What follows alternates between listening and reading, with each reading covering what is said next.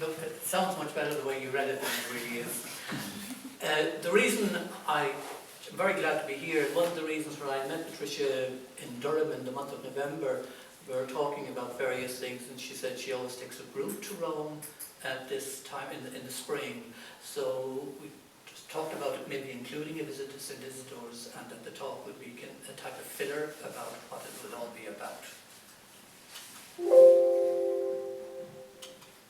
Yeah, so one of the things, the strangest things about Irish history in the 17th century is what they called the Irish Continental College movement. And between 1578 and 1700, the Irish actually founded 45 colleges on the continent of Europe, 22 for the diocesan clergy and 23 for religious, and a few of those are for women as well as men. And this wasn't really a thought-out response to the directives of the Council of Trent. It was one dictated by necessity, that it was completely impossible during the Elizabethan conquest of Ireland to build seminaries to train young people for the priesthood, according to the latest edicts from Rome. And then with the suppression of the religious houses, was no place to continue formation for religious life. So basically, if you couldn't do it at home, you had to go abroad.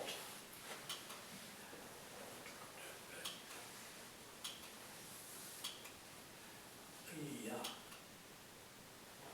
This.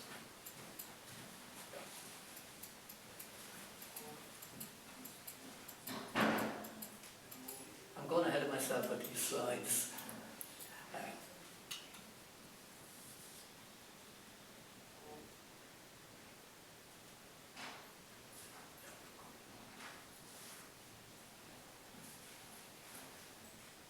The General Chapter of the Observant Franciscans in 1606 chose Flavia Conra Florence Conroy as provincial of the Irish Friars. It was unusual because it's normally the local province that elects the guy, but the General Chapter of the Order said Ireland is so disturbed, we are going to make the appointment. And even though the Irish objected, not against Conroy himself, but they objected on the principle of the thing. And the same General Chapter initiated a campaign in favour of a dogmatic definition of the doctrine of the Immaculate Conception. So the Franciscans are pushing that. Philip III of Spain was equally in favour of such a definition. And the promotion of the Immaculate Conception was a key element of the Hapsburg Pietas Austriaca. The Hapsburg dynasty, either in Spain or in Central Europe, they believed they were chosen by God. And if they upheld Catholicism, then God would keep them in power. So that was basically the Pietas Austriaca in one word. In 1606, Philip III granted permission to Conroy to found a college for the training of young friars for the Franciscan order in Louvain in the Spanish Netherlands. And this was the first Irish religious house in the continent. And in addition to the training of young men for the priesthood, the friars undertook a three-pronged publishing campaign. The publication of the lives of the Irish saints, the publication of the history of Ireland, and the publication of catechetical works in the Irish College. Furthermore, Conroy published a work on the Immaculate Conception that was really one of the most important works in backing the Spanish campaign for the Immaculate Conception. And his co-founder in Louvain, A. MacAngle, published an edition of the works of John Duns Scotus in Louvain in 1620. It's important to know that this edition contained a life of John Duns Scotus, who presents him as an Irishman from Downpatrick, the same place as MacAngle himself, and the burial site of Ireland's three patron saints, Patrick, Bridget and Columcille, if you want to believe that. We normally talk about Louvain as the Irish Franciscans coming into contact with continental Europe and being influenced by new ideas about history and new ideas about saints' lives and creating national identity. I think it's important to know, with this work on the Immaculate Conception, it's important to see what the Irish Franciscans contributed both to Spanish politics and to the theology of the Church. In 1618, Philip III of Spain sent Antonio Trejo, Vicar General of the Observant Franciscans, to Rome to convince Paul V to define the doctrine of the Immaculate Conception. This was becoming a source of public disorder on the streets of Seville at the time. The Dominicans were completely opposed to the doctrine of the Immaculate Conception because Thomas Aquinas said nothing about it, and Thomas Aquinas said nothing about it, then the Dominicans weren't on for it. But their supporters were actually having rows and brawls in the streets of Seville at the time, and the King of Spain says to the Pope, look, I'm responsible for public order in my country. If you don't define it, I define it. So he was pretty strong about it. And one of the people on this, the theological advisor to this group, was Luke Wadding.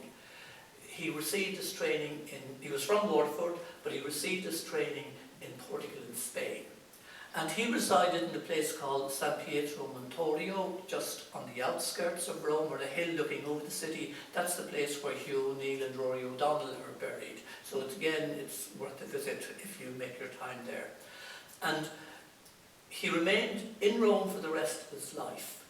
And he wrote the notes of this Spanish delegation, and Conroy got them published in Louvain. And I think it's important to emphasise the close links between Wadding and Conroy. Conroy was Gaelic Irish, very, very militant, wanted Spain to overthrow English power in Ireland. Wadding was maybe more, he was Old English and with maybe more understanding of the idea of freedom of religion but loyalty to the English crown. In 1625 he took possession of the unfinished and abandoned convent of Sant Isidore with the aims of turning it into another college for training Irish Franciscans. It was previously thought that Wadding was acceding to a request from the Minister General to bail out because there were a lot of debts accruing with this unfinished building, but it seems that Wadding saw the chance and took the initiative himself. St. Isidore was canonized in 1622 at the request of the Spanish crown. He was a farmer, he was the patron saint of Madrid. Madrid had just recently become the capital of Spain, and the King of Spain said, look, we have a new capital city, we've got a holy guy, we could do with the patron saint. And the Pope agreed, and I think each side was sort of stroking the other side. The original occupants of St. Isidore were Spanish Descent Franciscans, and when they left, Wadding maintained links with the Spanish crown, with the Spanish ambassador in Rome. Spanish ambassador in Rome was the most important person in Rome after the Pope. And within 5 years, he was able to get 20,000 scudi to finish the building and expand it. He also had a room set aside for the Spanish ambassador, so he could escape from the pressures of office anytime he needed. So it was very close connections between Wadding and the Spaniards. A couple of years ago, the current Spanish ambassador visited it, and I told him, he had a group of this embassy staff with him, so we were speaking in Italian, and I told him, the Spanish ambassador, they were very generous in their subventions to the college. And he paused and he looked at me and then said in English, those were the days, my friend. And then I asked him, where did he learn his English? And he said, in Dublin as a teenager. Under Wadding's leadership, St. Isidore's became the leading European centre for Scoticism in the 17th century and for the development of the theology of the Immaculate Conception. It's been worked out that by 1672, St. Isidore's had trained 70 professors in Scoticism who taught in various Franciscan universities throughout Europe, and it had trained over 200 students for the priesthood in the same amount of time. Though Wadding was very international and sort of moving with kings and popes, and though he was only 15 when he left Waterford, he never forgot his Irish origins. That's what the place looks like from the outside.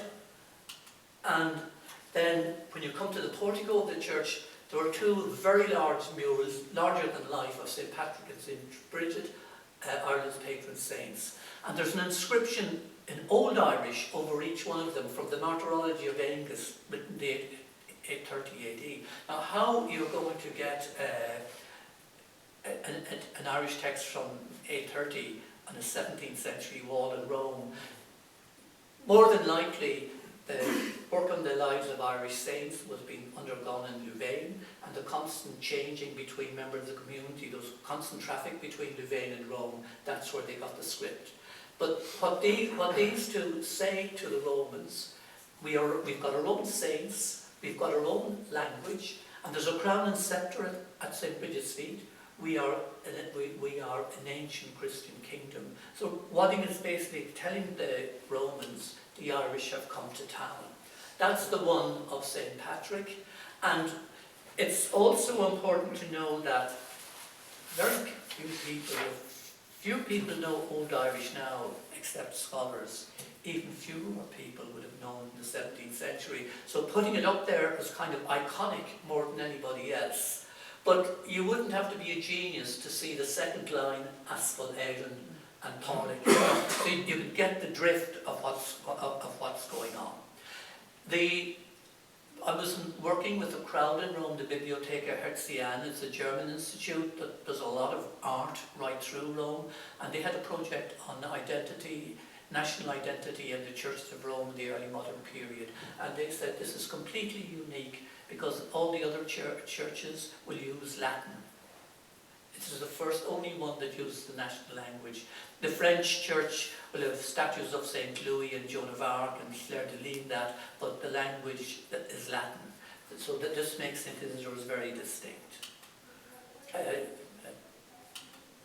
That's the one of St. Bridget, and she's nearly called, in the third line, she's nearly called the Mary of the Gael. Mary and St. Bridget together help us in our miseries. And you can just about, maybe at the bottom there, make out the crown and the sceptre. It's also to know about St. Patrick, there's no serpents, there's no shamrock, there's no green. This is a very cleaned up saint because the Council of Trent, when one was trying to kind of purify the church, was trying to get rid of all crazy miracles, all this kind of stuff. So this is really a pristine, cleaned up, perfect saint in accordance with the best Roman models. The early iconography of St. Patrick shows him beardless. Wadding has the beard put in because then you're making St. Patrick like an Old Testament patriarch. He becomes the Irish Moses. And he was also responsible for the second reading in the Roman Breviary. Wadding was very much involved in that. And all extravagant and disedifying miracles are removed. There was a new calendar of the church being brought at the time, a universal calendar of the church, and he got St. Patrick made a universal saint. He wasn't just a saint to be celebrated by the Irish, but everywhere. And from about 1630 on, Patrick had to be celebrated everywhere, from Cashel to Casablanca, from Dublin to Dubai, from Limerick to Lesotho. He is an international saint. And he is also responsible for the Feast of St. Patrick becoming Ireland's national festival, starting in St. Isidore's about 1630. He might be turning in his grave at the consequences of that, but that's another thing. One of the interesting things is that St. Patrick and Bridget are clothed in contemporary 17th century dress, ecclesiastical dress, but this is not an anachronism. It's a subtle way of showing that there was continuity between the introduction of Christianity in Ireland and the 17th century. Because a lot of Protestant scholars in Ireland at the time were using St. Patrick to boast their claims for the Church of Ireland, saying that the early Christian church was basically proto-Protestant and really got corrupted through contact with Rome in the later centuries. So there's a polemical thing going on that would only be noted by Irish visitors. But the Portico of St. Isidore's is really a sort of visual summary of the hagiographical, historical and catechetical projects of Louvain. And then, having declared sort of Irish identity at the doorway, Wadding is free to use the best of contemporary Roman artists in the decoration of the church, people like Andrea Sacchi and his pupil Carlo Maratti. And Wadding's financial advisor In the Middle Ages, for financial transactions, religious orders, Franciscans, they had a person who would do all the financial transactions for the house. And the person what he had got was a guy called Giovanni Pietro Bellori, who was the great theoretician on art in Rome in the 17th century. And he wrote on l'idea del bello, the idea of the beautiful. And I think Bellori, he only lived down the road, but he saw St. Isidore's, this is a chance when I can put these theories of art into practice. And it was he that introduced Sacchi and Maratti into St. Isidore's. That is over the high altar, and it's a vision of St. Isidore's. The legend is that St. Isidore was a farmer. He was a pretty poor farmer because he spent all the time praying, and when his boss came to give him the sack, he found Isidore having a vision and angels doing the ploughing, which you can see. So it was a win-win situation. He kept his job. But very, very recent analysis of the painting has looked at the Madonna on top, and she's holding a grain of seed in her hand, and that again, it's tied in with the Immaculate Conception. This is Maratti's first painting in the church, and it's the Chapel of St. Joseph, and it's the flight into Egypt. And what's highly unusual about it is that Mary and Joseph are hand in hand, which is it's not unique, but it's very, very unusual at that time, that touch of intimacy that you don't normally see. And another one, the scourging at the pillar. There's one chapel opposite the one of St. Joseph. There's the chapel of the crucifixion, and there's no paintings in it because Napoleon soldiers looted them in 1805. And this one turned up in the Boston Museum of Fine Arts in 1978. And I wrote to them, and they were very, very gracious, told me how they got it, and they got it from this big art dealer in London, Colnaghi, which I think they're the oldest professional art dealers in Europe. And when I wrote to Colnaghi, they gave me a very curt answer. We have very few documents from the 1970s. Because I'd love to know where they got it, or how it would be an interesting story. But it was the conviction that Scotus was Irish that gave the Irish Franciscans not only theological, but patriotic motives for developing the studies in Scotism and to promoting the doctrine of the Immaculate Conception. And the most striking aspect of St. Isidore's is the aula, which contains images, life-size images of 8 famous Franciscans who were all involved in this field, painted by the Franciscan artist Emanuele da Como, so he hadn't got to be paid, he only needed his lodging, during 1672. And every one of these, bar the first one, produced some works either on Scotus or the doctrine of the Immaculate Conception. And the one exception, Thomas Fleming, who was Archbishop of Dublin, he financed the publishing projects of both Louvain and Rome. So on the left there are 4 archbishops, one Dublin, Tuam, Armagh and Tuam again, wearing grey habits, which was the colour of a Franciscan bishop, and those on the right are wearing the normal brown habits. And there's a speech bubble from each one of them saying something praiseworthy about the Immaculate Conception. It's in Latin, but it directs the gaze of the spectator away from the friar to the image of Our Lady of the Immaculate Conception on the back wall. That has just been recently restored, about 214, 215. And in the centre then is this mural of the Immaculate Conception. Of the 8 friars, 6 of them had either founded or taught or studied our guardians in Louvain. And the 2 exceptions are the 2 men nearest the image of the Immaculate Conception, Mauritius de Porto, who died in 1513, so he was 100 years before the place was founded, and Wadding himself. So the aula is not just about St. Isidore's, it's about the very close collaboration between the Irish Franciscans in both Louvain and Rome.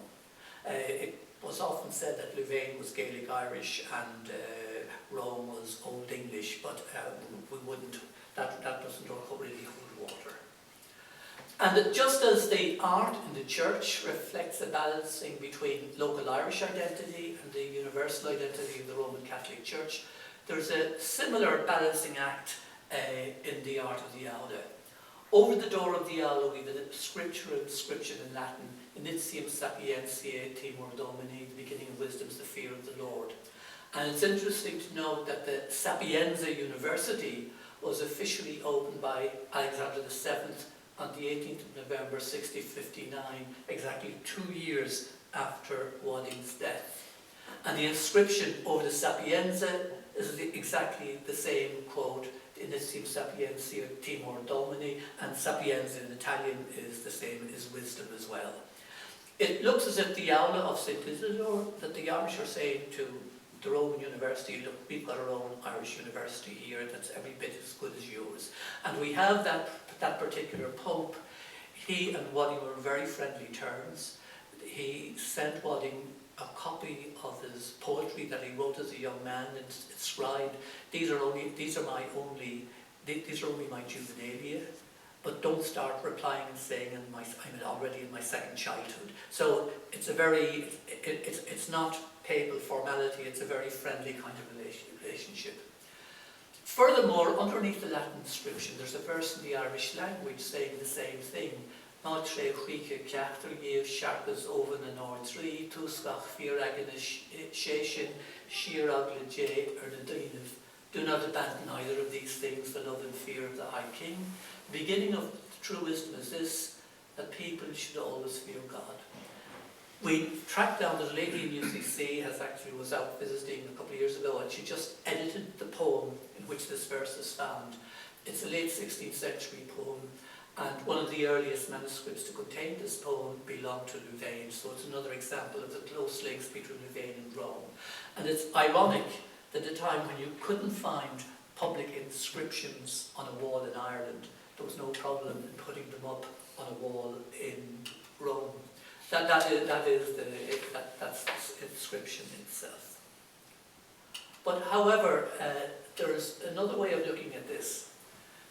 Anton MacBrode of Brodie, a grandson of the great Clare poet Tyke MacDoide MacBrode, he entered the Franciscans in St. Isidore's in 1643. In 1650, he transferred to the Irish Franciscan College in Prague, which was founded in 1629-30. And then some people say he was a rather cantankerous guy, and he changed to the Bohemian province in 1651, but it was likely because of overcrowding in the Irish college, before he returned to it in 1675, 5 years before his death. He published the first ever textbook on Scotistic theology in Bohemia in 1663. This is an example of the Irish Franciscans taking this form of theology into Central Europe. As Brendan Behan said, if you have two Irishmen, you have a political party, and if you have three, you've got a split. Well, MacBrode had a major dispute with an Irish diocesan priest, Thomas Carew, who was chaplain to Colonel Walter Butler, one of those who assassinated Wallenstein in 1634. Butler is buried in the Irish Franciscan College of Prague, and he gave a lot of money in his will to the Irish Franciscans. He gave none to his chaplain. So it seems that Carew was quite miffed, and he's of Old English ancestry. And he wrote a scathing book in Prague in 1651 on Gaelic culture, and he was particularly scathing on poetic hereditary families, and he signalled out the MacBrode family for his ire, and Tyke MacDoide MacBrode in particular. And so his Franciscan grandnephew was not going to take this line down. So he wrote a scathing reply, which produced another scathing retort. And then Antoine wrote to the Irish Franciscans in Rome and Louvain, asking them for testimonials. And Francis Malloy, who was guardian of St. Isidore's, wrote a glowing letter in Latin, praising the talents of the MacBrodes, which Antoine published in another work in 1671. And that's the same date as Emanuele da Como started working on the aula. And Anton also stated that he had a copy of his granduncle's poems in his possession. So it seems that Rome provided the testimonials, and he sent verses down to Rome as a return, and that's how the particular verse ends up over the door. The poem is interesting because it's from a poem dedicated to Donogh O'Brien, 4th Earl of Thomond since 1581, later President of Munster. He fought on the English side in Kinsale and was a committed member of the Church of Ireland. So it's very strange having a poem to a Protestant ruler in St. Isidore's, one who used the Friary of Venice as a courthouse, and he was the first of the O'Briens of Thomond not to be buried in the Franciscan Abbey graveyard in Ennis. But Anthony MacBride himself supplies the answer, because in his Latin book he says he might have been a Protestant outwardly, but at heart he remained a Catholic.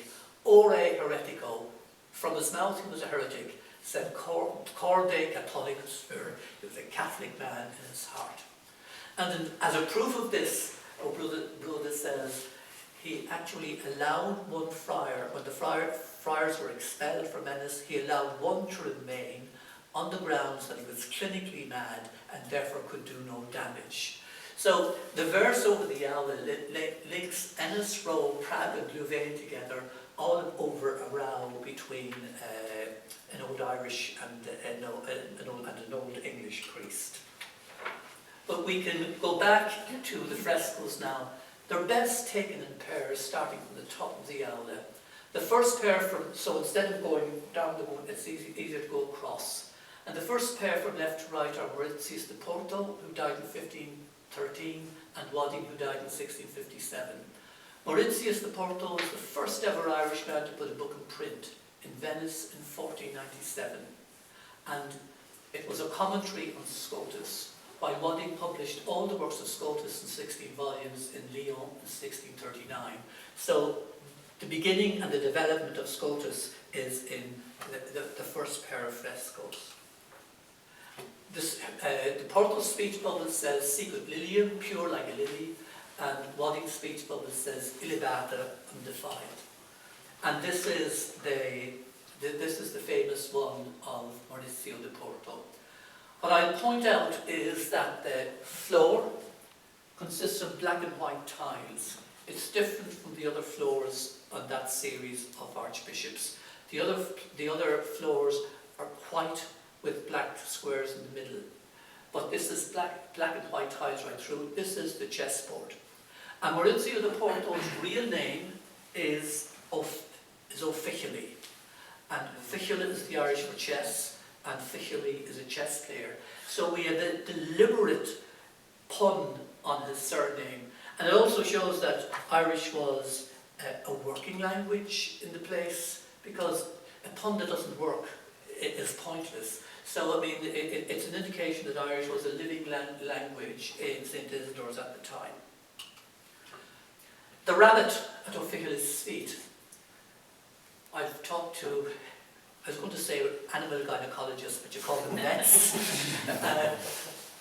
A female rabbit can give birth to a second litter after the first without further male intervention. And if you don't believe me, check with your local vet.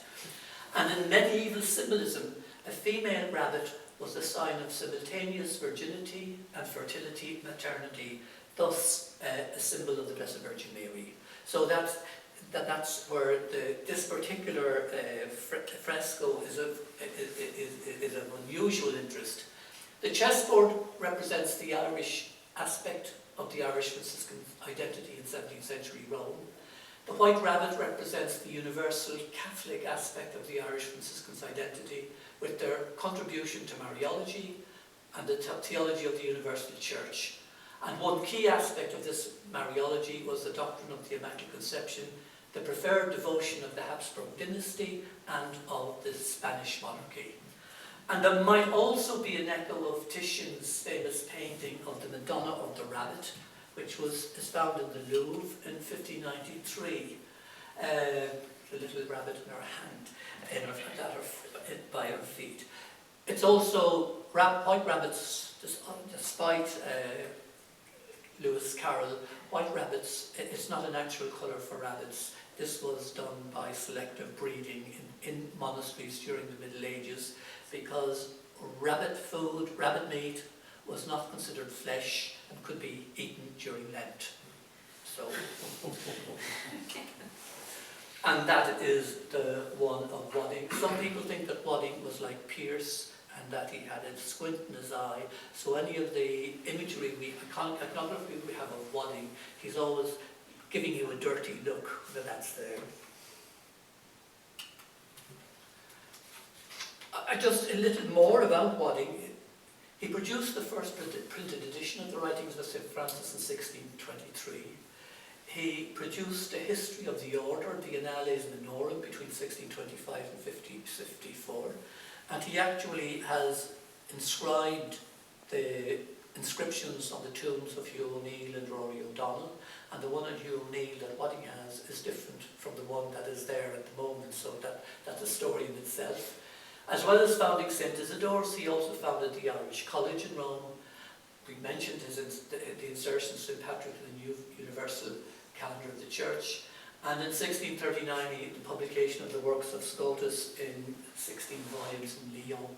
And he also, during the 1642-49 war, he bought a ship called St. Francis, loaded with arms and sent it to the Confederate forces.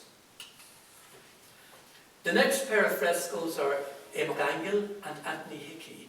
And Immaculate's speech bubble says, Neve Nescia, knowing no stain, and that of Hickey says Incontaminata, uncontaminated. That's Immaculate's, and you can see there the difference. The white floor with the black squares is very different from the other floor. Immaculate's used to teach the sons of Hugh O'Neill as a layman, and then he went to Spain with his eldest son, and joined after the defeat in Kinsale. He himself joined the Franciscans in Salamanca in 1603. He helped to found Louvain. He was the greatest Scotus scholar of his generation. He was called to Rome in 1623 as one of the general council of the order, but he didn't reside in St. Isidore's. He was nominated Archbishop of Orléans in 1626 and died by preparing to return to Ireland, and is buried in St. Isidore's. Anthony Hickey was among the first group of novices to be received in Louvain in 1617, and he was Immaculate's star pupil. So this pair of its master on one side and the star pupil making good on the other side. He belonged to a Munster learned medical family, and Wadding wanted him in Rome to help him with his historical and philosophical studies, and I think Wadding used him. Wadding uses quite an amount of Irish in his history of the order, but I think he got most of it from Anthony Hickey. And he was the first professor of theology in St. Isidore's in 1625, and contributed a lot to Wadding's edition of the works of Scotus. So that is Hickey. Here he is described as being very sober and intense kind of person. Other sources that he is known for his sense of humour, and he supplied a poem. There was an Italian cardinal died in the English college, and the students of the college provided verses in 8 different languages. But somebody, and I think it's Hickey, provided a poem in Irish. All the other poems were composed after his death, but this Irish poem was actually written in Louvain 10 years before that. But Hickey changes one word. There was the word cadriv, chatting, talking, relationship. He uses the word farnèis, and farnèis is suspiciously close to the word Farnese, the surname of the guy who had died. So I think Hickey is pulling a fast one there. The next pair of frescoes are Flario Milchonele and Sean McColgan, none of whom had anything to do with Rome. They are Louvain through and through. The speech bubble of Conway says expers menda, immune from blemish, and that of Colgan, preservata, preserved. That's the one of Florence Conroy. One of the interesting things about the bottom of the little In the biography it says he was expelled from his native land by heretics. That explains his residency on the continent. That may well be true, but I think the real reason for that is, according to Trent, archbishops, you had to be resident in their diocese. So this is kind of an explanation, a nice explanation why he wasn't back in Tuam. He spent most of his life commuting between Madrid and Brussels, trying to get Spanish arms for Ireland. He belonged to a learned Irish historical family. He abandoned his profession in 1592 and went to the Irish College in Salamanca to study for the priesthood. He disagreed with the Jesuit rector of the college, who was Old English, and he accused him of favouring people from Leinster and Munster, from the towns, and ignoring Gaelic people of Gaelic origin from Connacht and Ulster. So he walked out. He was appointed provincial to the General Chapter in Toledo in 1606, and with the permission of Philip III, he founded the college in Louvain, and he was an expert on St. Augustine. He published Waddington's notes on the Royal Spanish delegation to Rome in 1624, and very much involved in Irish politics, strongly advocated the overthrow of English rule in Ireland through Spanish military aid. He came down with the Earls Hugh O'Neill and Rory O'Donnell to Rome for a short period in the spring of 1608, was consecrated Archbishop of Tuam in 1609, but never returned to Ireland. And again, he was commuting between the two countries all the time. Sean McColgan is the father of Irish hagiography, and he wrote the lives of the Irish saints.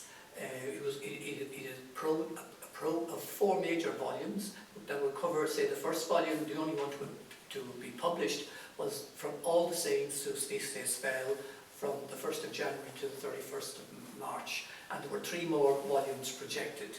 He also published in 1647 a volume of all the lives of the 3 patron saints, Patrick, Bridget and Columcille. And he also wrote a book on Scotus, about a tract on his life, his native country and his writings. The patria, of course, is Ireland. And when the renovations were going on in the Aula, and there were 3 floors of scaffolding, you could actually stand up on the 3rd floor and look these guys between the eyes. But you could also look at the books on the shelves, and they're not any old books. They're the actual books that were written by them. It's very, very specific. And you can actually, there is one book on the shelf, De Origine Scotti, Scotus's origin. For the sake of time, I won't do the last 2, except I think John Punch could well be a Limerick man. But I'll go on to the final fresco, which is perhaps Emanuele da Cole's masterpiece, because all the Scotus scholars working together in the library of St. Isidore's, and we, from right to left, Wadding, Punch, Hickey, and on the extreme left, another person, a nephew of Wadding, Bonaventure Baron from Waterford. And he was the author of more than 20 works. The first of these, a eulogy of the Immaculate Conception. This is it. There's a window in the garden, which may be the actual garden of St. Isidore's. It may be what they call the Renaissance idea of a dieta, where a place of tranquility and close to nature, where you can think and reflect before you start getting inspiration to write. Or it could be a reference to Our Lady, the Song of Songs, as an enclosed garden, Hortus Conclusus, which was often used for the Immaculate Conception. There's a painting of Scotus above the garden window, and there's a painting of the Immaculate Conception above that again. The empty seat facing us could well be an invitation to the spectator. If you want to join the work and be part of the team, you're welcome. And it's pretty ordered, but there are scattered notes on the floor, like it would happen to a lot of us. It's an idealised, imaginative reconstruction of the scholars. because Emanuele da Como was working between 1671 and 72. Hickey died in 1641. Wadding died in 1657. We don't know about Punch. He either died in 1660 or 1672. And Barron was in Milan when the painting was made. So it's highly unlikely if they all ever sat together around the one table, and there was only one possibility between 1635 and 1641. But this is an idealised version of the Scotus, of the whole Scotistic team. There's a long prose text in Latin at the foot of this group, of this portrait of the Irish Franciscans. And the very walls are proclaiming in art the achievements of the Irish Franciscans. And it's an intertextual allusion to Aeneas gazing on the great deeds of the defeated Trojans on the walls of Juno's temple in Carthage. The walls will sing, the ramparts speak, the stones will preach. And the Irish Franciscans are now exiles from their native land. They are the new Trojan heroes. They're finding a home from home in Rome, and their great deeds are recounted on the walls of the Maxime.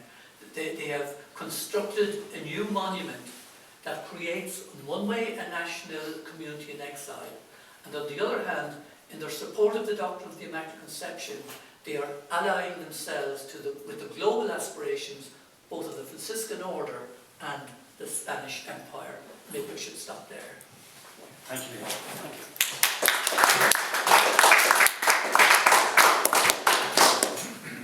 Well, Micheal, that was absolutely fascinating.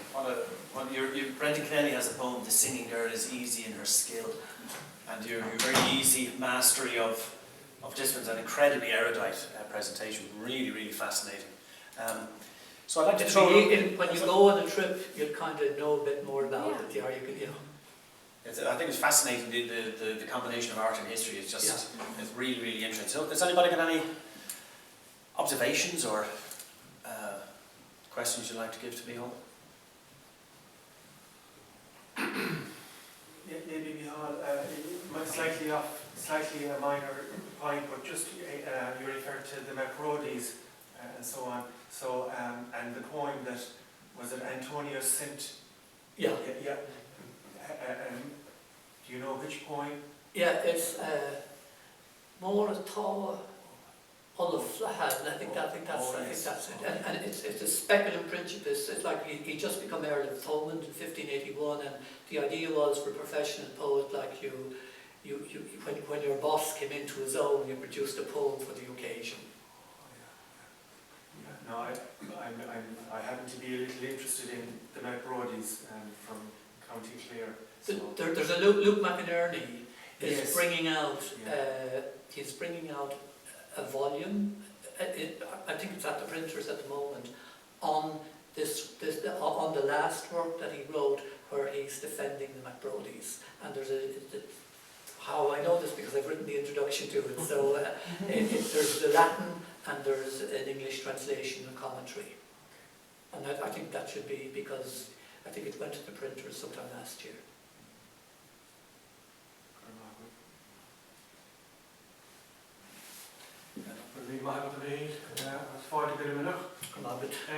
That was really fascinating. Could you say a little more about the Old Irish inscriptions on the mules? I find that very interesting that they use Old Irish, because I suppose as scribes themselves and scholars dealing with manuscripts, Old Irish would have been no bother to them. No, Old Irish, I mean, there's no guarantee that somebody like, say, Flannery O'Milconnell would have known Old Irish. He may or he may not, yeah. But even if he did, to put it up in a public place where most of the community would not have had it, it's only a scholarly elite that would have been able to read it. And you wouldn't number him among them? As someone who I would number him among them, but for people coming in to gawk and see it. Exactly. Yeah. It would have been unintelligible to them, except for. I mean, but maybe pour a gospel, Aaron. I mean, and that's all you needed to know. Yeah. Okay. And it's also, instead of, I mean, say the poem over the outer door isn't contemporary Irish. No, but this is Old Irish. They may have deliberately chose the old to say, we, after Latin and Greek, we are the oldest language in Europe. I mean, there's a lot of stuff going on. And somebody asked me once, why did you use, why didn't you put Columcille, why St. Bridget? In 1609, the patron saint of Rome, Santa Francesca Romana, was canonized. She died in 1440, and I think there might have been the saying that, sure, you think you're great with your patron saint. Sure, our patroness goes back to the 5th century. I mean, I think there's a bit of one-upmanship going on. And more or less saying to the Romans, we are citizens of no mean nation ourselves. And would they have had to get special permission to No. Latin was... No, they wouldn't have, because they would have been an independent fiefdom within their own walls, you know. Okay. So they had free rein to do whatever they wished with the building. Ocean, did you have a... No, I'm interested in you mentioned that a punch person may have been for Limerick. Is there a reason for that? And maybe Una might know, but I have a brief recollection that my friend Mary Punch's late father, I think, was involved in local history in Limerick, and he may have... Punch is a big Limerick area. Yeah, is there a reason? Like that? Besides the pub. I didn't. I have more notes at home. I can look them up and sort of try and confirm it. Yeah. Yeah, but it isn't just a Punch's Limerick name. There's a...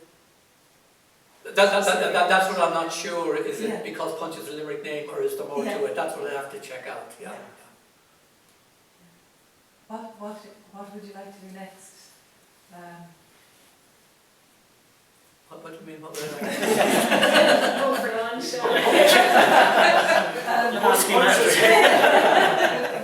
Like, now that you're back in Ireland, is it harder to pursue the Roman-based research, or?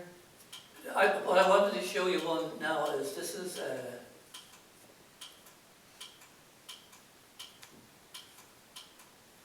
This is Prague.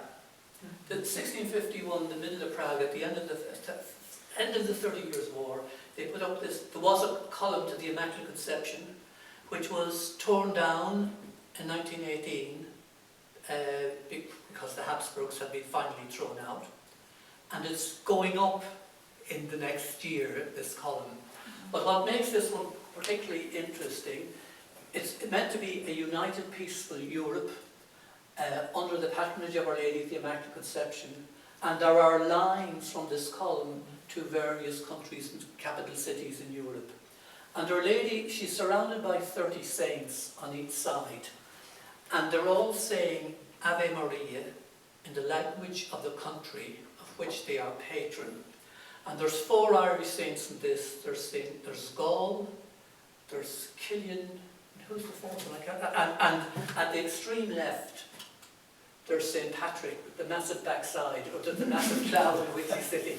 And but the most interesting thing about this is he's saying Fáilte Uide.